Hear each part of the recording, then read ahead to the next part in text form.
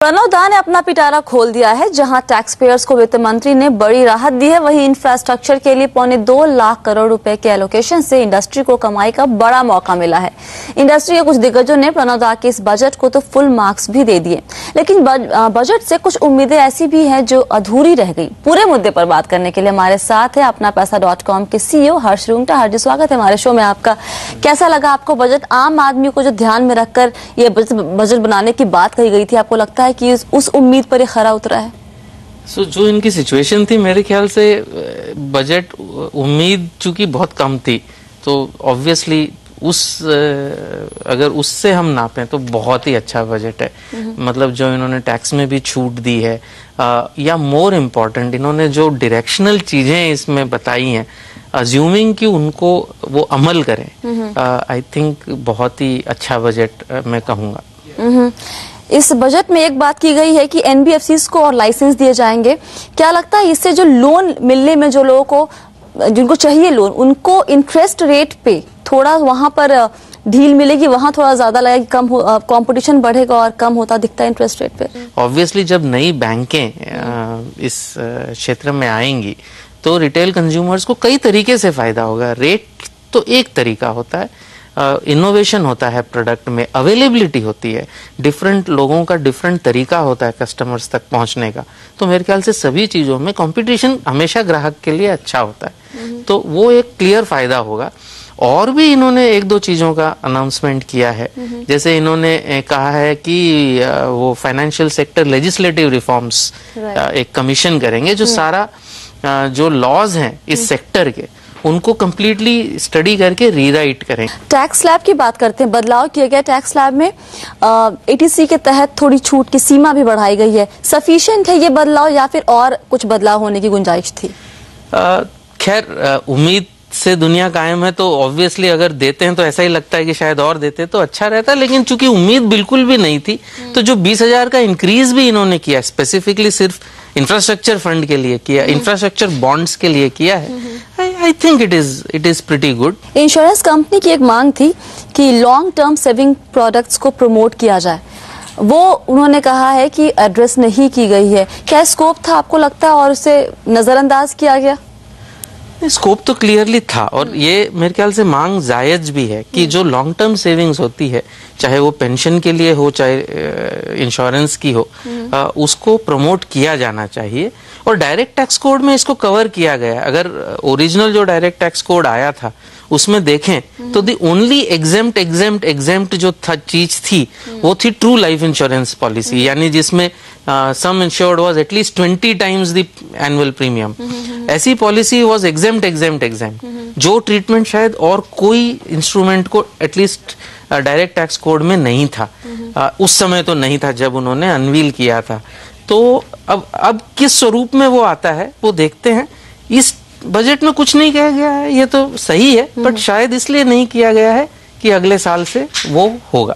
Alright. Home loan पे जो interest subvention scheme थी उसको एक्सटेंड किया गया। रुंगटा जी, क्या लगता है आपको, ये कितना पॉजिटिव मूव है और इससे कितना फायदा होगा?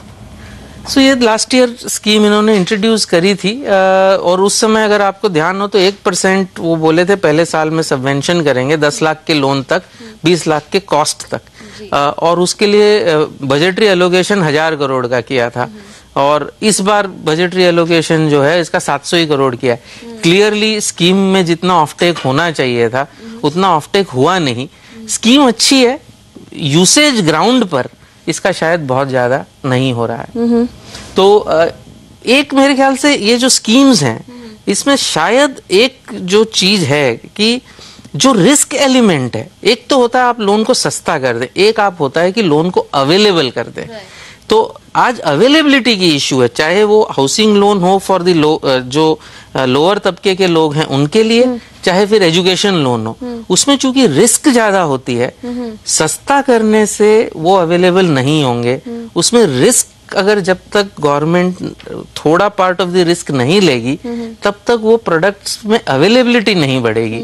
तो मेरे ख्याल से वो जो एक चीज है उस पर अगर गवर्नमेंट ध्यान दे कि जो पैसा सब्सिडी में गवर्नमेंट डालने के लिए तैयार है, अगर वही पैसा कोई रिस्क फंड में डाले और जिसके दौरान ज्यादा लोगों को लोन मिल पाए जो कि दूसरे तरीके से उनको नहीं मिल रहा है, तो शायद इसका फायदा ज्यादा हो।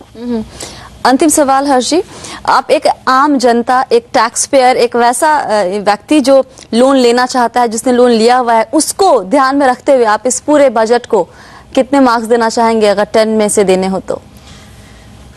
मेरे ख्याल से 7.5 8, बिकॉज ज्यादा पैसा मेरे हाथ में बचता है। बाकी तो और कोई बहुत मेजर चेंजेस नहीं हुए, टैक्स स्लैब के चेंजेस से ज्यादा पैसा हाथ में बचेगा, तो क्लियरली 7.5 8 देना चाहूंगा। एक और सवाल, एजुकेशन लोन से जुड़ा कोई अनाउंसमेंट ऐसा सच नहीं हुआ है, क्या लगता है उस फ्रंट पे सरकार कुछ कर सकती थी और उसको ज्यादा अवेलेबल करवाने के लिए क्या स्टेप, एक अनाउंसमेंट इनफैक्ट सरकार कर सकती थी? जैसे मैंने कहा कि एजुकेशन लोन इंडिया में एक रेशन्ड कमोडिटी है, और वो इसलिए है कि उसको आर्टिफिशियली सस्ता रखा गया है। अब तो मतलब वो बैंक के BPLR से 1% से ज्यादा उसका रेट नहीं हो सकता, और एजुकेशन लोन बाय डेफिनेशन बहुत रिस्की प्रोडक्ट है बैंक के लिहाज से, क्योंकि 2 या 3 साल बाद रीपेमेंट शुरू होगा, स्टूडेंट शायद वापस नहीं आए अगर फॉरेन गया है तो, वगैरह वगैरह। It's a risky product, obviously उसकी रेट ज्यादा होती है, यहाँ पे उसको कम किया गया है। इसीलिए सिर्फ पब्लिक सेक्टर बैंक्स करती हैं, प्राइवेट सेक्टर बैंक्स तो दूर भागती हैं, या एकदम फुल्ली सिक्योर्ड होगा तो ही करती हैं। तो इसमें again I think the thing is not सस्ता, अवेलेबिलिटी होना ज्यादा इंपॉर्टेंट है, न कि रेट सस्ती होना। ऑलराइट, मतलब ये कि जितने स्टेप आज सरकार ने लिए हैं वो सफिशिएंट है, लेकिन थोड़ा कुछ और स्कोप था करने का जहां पे वो चूक गई है। लेकिन जो डायरेक्ट टैक्स कोड आने वाला है इस साल, वो जब आएगा सामने तब जाकर हम देख पाएंगे कि क्या जो मेजर मोटे मोटे पॉइंट्स है तब क्या निकल कर आते हैं। बहुत बहुत शुक्रिया रुंगटा जी हमसे बात करने के लिए, इस पूरे मुद्दे पर अपना नजरिया पेश करने के लिए।